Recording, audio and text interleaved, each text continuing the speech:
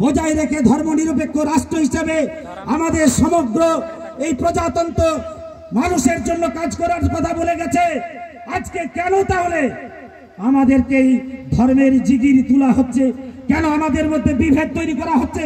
আমরা তো প্রত্যেকটা মানুষের কাছে দেখেছি, আমরা কে হিন্দু, কে মুসলিম, কে খ্রিস্টান, আমরা কোনো বিভেদ করিনি।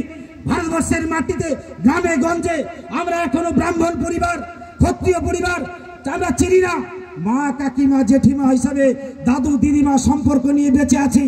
আজকের মঞ্চে আপনারা দেখুন, ব্রাহ্মণ পরিবার থেকে আমাদের মঞ্চে এসেছেন। আমরা দলিত জনজাতির মানুষ, সবাইকে নিয়ে বাঁচতে চাই, সবাইকে নিয়ে আমরা থাকতে চাই, শান্তিতে বসবাস করতে চাই। তাহলে আজকে আবক্ষ মূর্তি উন্মোচনকে সামনে রেখে তারা কেন এসেছেন? বাবা সাহেব সবার ভারতবর্ষের মাটিতে, এই বাবা সাহেব যতদিন থাকবে আমাদের শুধু দলিত জনজাতির মানুষ নয়, সারা ভারতবর্ষের প্রত্যেকটা মানুষ, কে ব্রাহ্মণ, কে ক্ষত্রিয়, কে বৈশ্য, কে শূদ্র, এর বিভাজন নয়, প্রতিষ্ঠিত থাকবে না।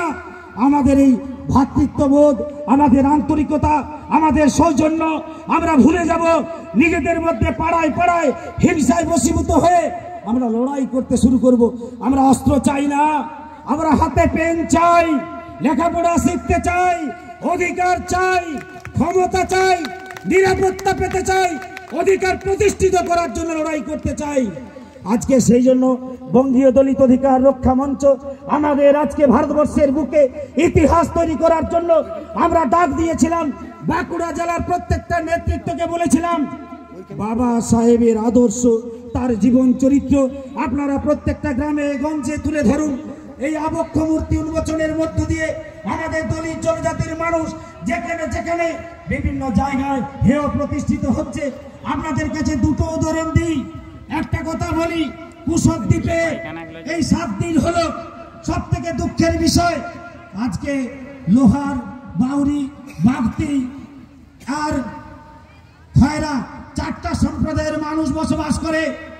এই বছর গাজনে শিবের মূর্তিতে জল ঢালতে দেয়নি। তারা নিচু জাত, তাদেরকে পূজা করতে দেওয়া হয়নি। তারা নিচু জাত, মন্দিরে ঢুকতে দেওয়া হয়নি।